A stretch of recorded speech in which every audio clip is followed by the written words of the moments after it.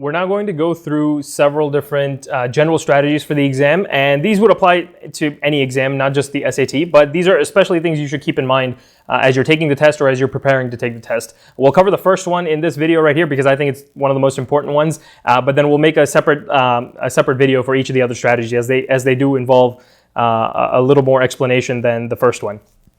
So the most important strategy, as you may have guessed, is that there is no guessing penalty on the SAT. This means you should not leave a single question unanswered on the exam. Let me repeat that. Do not leave a single question unanswered on the exam. If you do, you are leaving points on the table, and you will make me very sad if you do that.